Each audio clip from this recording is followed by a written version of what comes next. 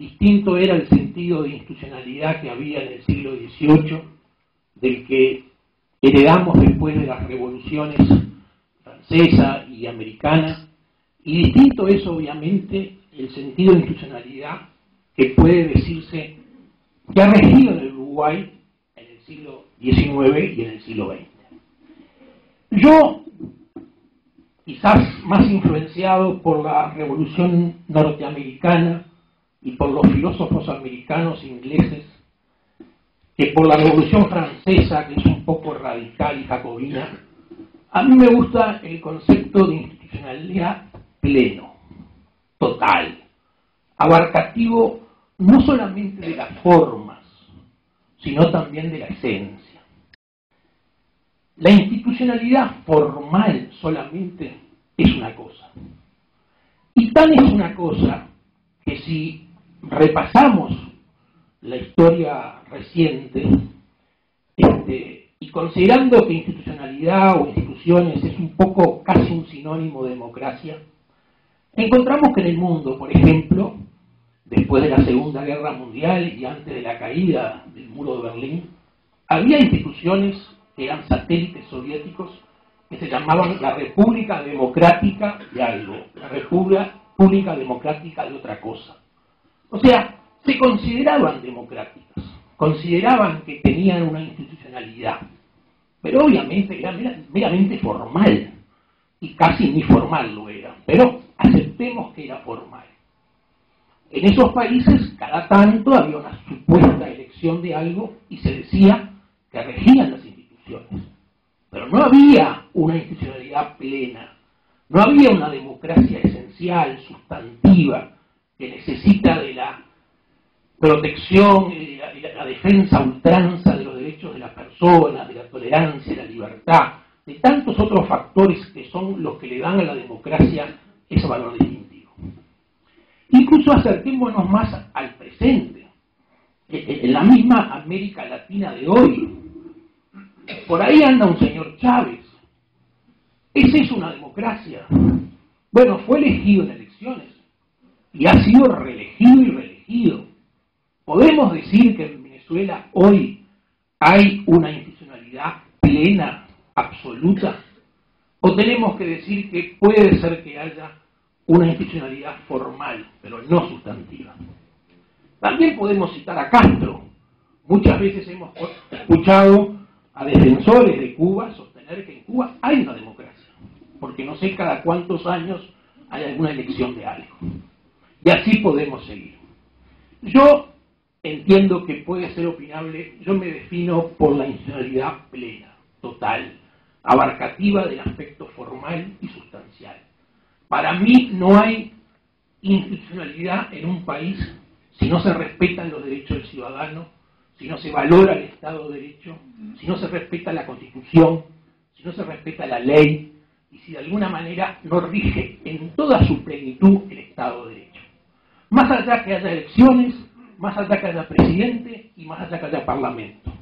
Acepto, sí, que hay una institucionalidad formal que está funcionando, pero en el terreno sustantivo, en el terreno de la democracia sustantivo, creo que hay carencias.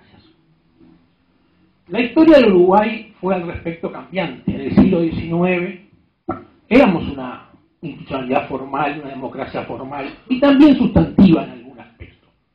Pero el apogeo de la institucionalidad plena uruguaya, de la democracia uruguaya plena, viene después de la reforma educativa de fin del siglo XIX.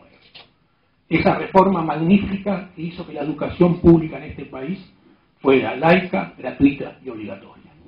A partir de ahí, y a partir de los partidos políticos, como bien decía Gato, son los que crearon el país, el Uruguay explotó, no solamente porque tenía elecciones, no solamente porque tenía parlamento, no solamente porque había un poder judicial, sino porque fue el país donde los derechos, las garantías, las libertades, los beneficios estaban sobre la mesa y existían.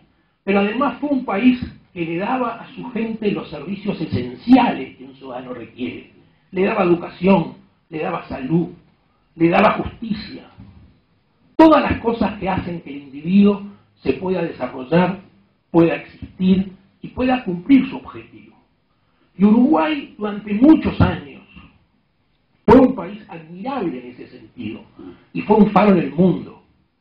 Y Uruguay generó una sociedad tan especial y tan importante que yo hay un ejemplo que ponía hace un tiempo, y es que en el año 2005 llegó a la presidencia un claro producto de la democracia uruguaya.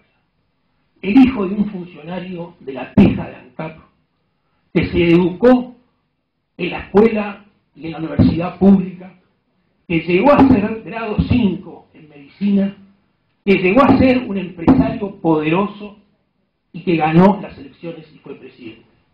Eso lo permitió el país de hace 50 años.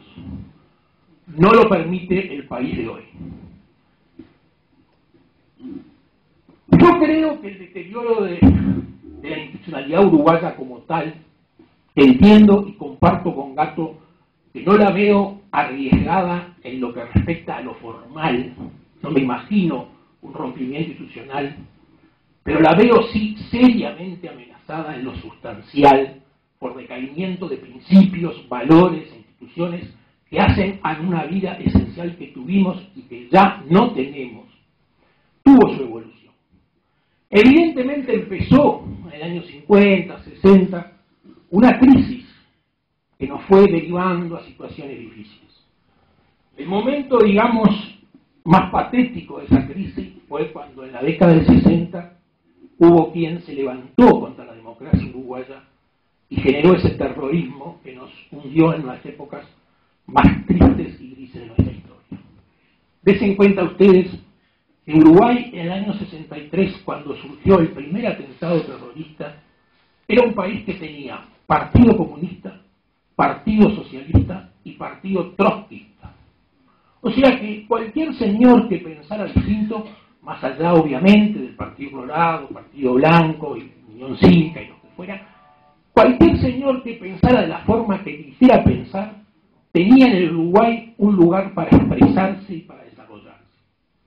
Pero además había una prensa total, abierta, absoluta. Teníamos el diario El Popular. O sea, cada uno tenía las tribunas que quisiera para decir lo que quisiera.